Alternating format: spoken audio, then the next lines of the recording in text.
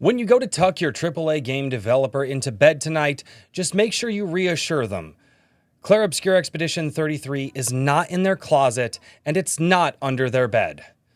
It's just on everybody's PC and console. That's right, Clair Obscur Expedition 33 released about a week ago today, and the reception has been resoundingly incredible. Over on Metacritic, reaching an all-time user score of a 97, Clair Obscur Expedition 33 seems to expose the lies that we've been told by AAA game developers and the industry as a whole.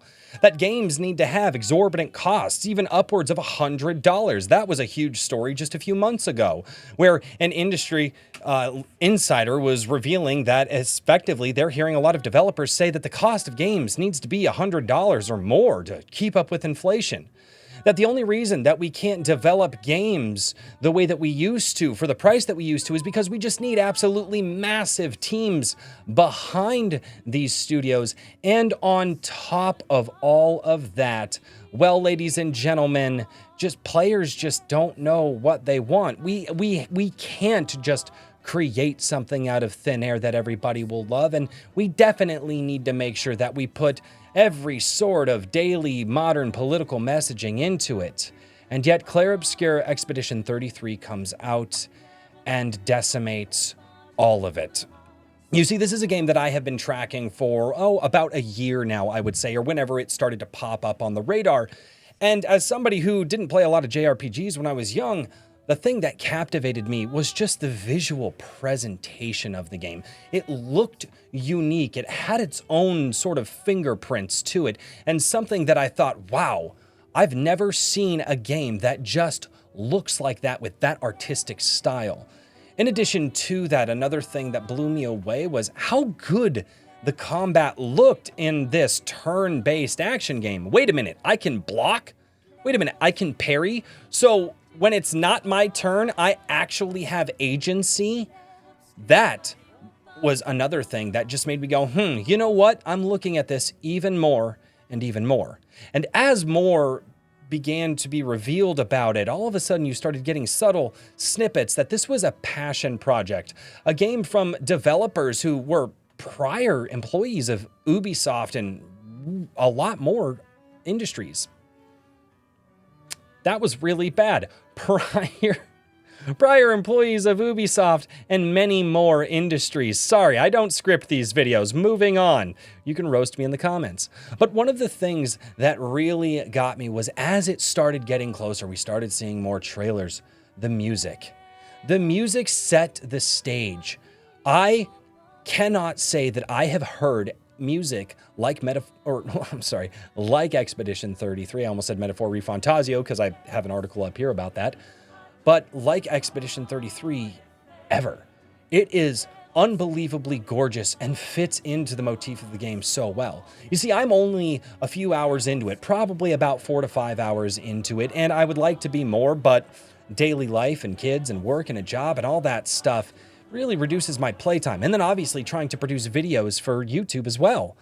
But one of the things that I can say is as soon as I got into it, it actually did something that just emotionally grabbed me. Now, I'm not going to give spoilers out, but I am going to say the opening moments of the game, the developers tell you what they're going to do, and then make you as a player hope they don't do the thing that they're going to tell you that they're going to do, and then they do it anyway, and you go, my God, how powerful that was. The way that the narrative of the game and the way that the dialogue is written really connects you to these characters very, very quickly. And again, it's been so long since I've played a game where within the first 30 minutes of playing, I was invested. That's wild to me. It seems like we're told constantly by major AAA studios, that's not possible anymore. You need at least a few hours to sink your teeth into a game, and honestly, I kind of believed that for a long time. But yet, Clair Obscur Expedition 33, God, I see why people shorten it to Expedition 33, just bucks all of the trends. You see, it didn't release at a high price point. No, in fact, they gave you a discount for ordering it earlier. basically saying that you can get a quality game for $50 still. You don't have to spend $70 and $80. We just heard from Microsoft today that they're raising console prices and they are raising game prices. Now everybody sits there and says it's because of all the turmoil in the world and all of the modern socio-political politics that's going on, and that's why game prices are raising, but that's absolute BS. Because this conversation has been going on forever and ever. I mean, Take-Two was one of the first to raise game prices to $70, and now everybody's afraid that with the release of GTA 6, Take-Two might really make games $100. But that shouldn't be the norm, because why should I pay $70 or $80 or $90 or $100 for just any game? That should be for the premium titles out there. And I would say Sandfall Interactive surprised me the most, because not only did they release something that is of the highest quality that I have played in a lot of years. Again, I'm only a few hours into it, so tell me if the quality dips. But they also did it at a price point that was, I believe, really fair. It didn't break the bank. You see, they came in swinging with a talented team that was passionate for the project, that was small. They kept that development team very small through the project as well.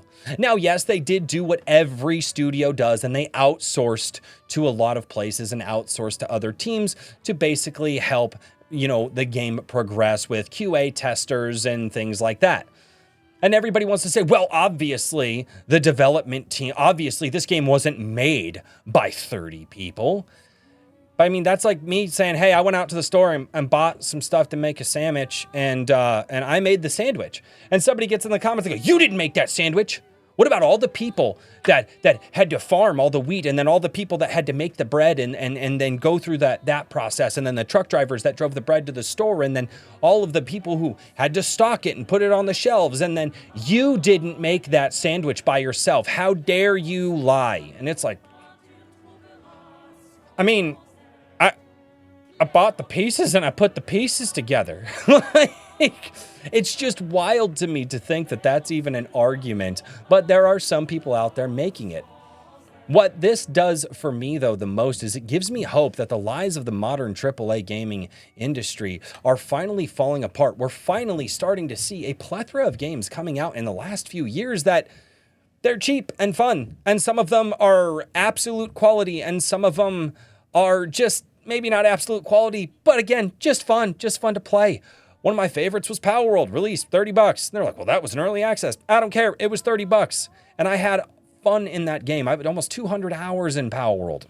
And I still go back to it from time to time just to take care of my pals and make sure that they're okay, because I miss them, which is weird because they don't exist. But moving on, I don't understand how the modern arguments, especially around all these studios laying off hundreds of people. EA just made the announcement. They're laying off a ton of people. They're laying off, I think, 20 times the amount of people that Clair Obscur Expedition 33 was made by. And it almost makes you wonder, have they just been lying to us? I think they have. I think the AAA gaming sphere has gotten to a point where they just think we're going to give them their money. And a lot of players are. The habitual buyers are out there. They will buy every single copy of Call of Duty. They'll also complain a month later when it doesn't live up to the original Black Ops. They will absolutely buy every version of Assassin's Creed and then complain that it doesn't live up to, the Ezio trilogy. They will absolutely buy every Nintendo game out there for the price that's asked. And then a lot of people will ask, well, but why have you not innovated on the properties? So the habitual buyers are there. But for those of us out there who have long since gone past being habitual buyers, and we're now more skeptical buyers than anything, Clair Obscur shows me that it is possible. We don't have to spend a good chunk of our paychecks to get a game to have enjoyment. In fact, we can spend a fair amount of money. $50 for a game, $45 if you bought it before May 1st. And they may be running more discounts. I don't know. I haven't even looked at it. But it's so surprising to me that they keep running with this narrative, and yet month after month, games keep coming out to prove the narrative wrong. And I absolutely think that Clair Obscur Expedition 33 is hurting AAA gaming because it's exposing them for the lack of talent, the micromanaging managers that they are, and honestly, the people who have no idea how to manage their own money. So for everybody out there, if you haven't played Clair Obscur Expedition 33, even if you don't like turn-based combat, try to check it out or figure out a way to support your favorite streamer playing the game, because I'm telling you right now, this gives me hope that the AAA gaming is going to become a niche crowd, and there's only going to be a few developers there and a few studios there developing for AAA, and we're going to get back to some really awesome developers in the AA and indie space, cranking out fantastic experiences for a price point that AAA can't compete with. So to everybody out there, go check out Clair Obscur Expedition 33. I freaking love this game. I can't believe I have to do this video. I want to go back and play it, but I want to talk about it too. Tell me down in the comments below if you have checked it out. No spoilers, please. That would be good. I mean, I guess I can't control you guys, but it would be super nice if there were no spoilers. But ladies and gentlemen, thank you all so much for checking out this video. If you like what I do, if you like my commentary, or if you hate me, just comment down below. Let me know. And as always, until next time, cheers, everybody.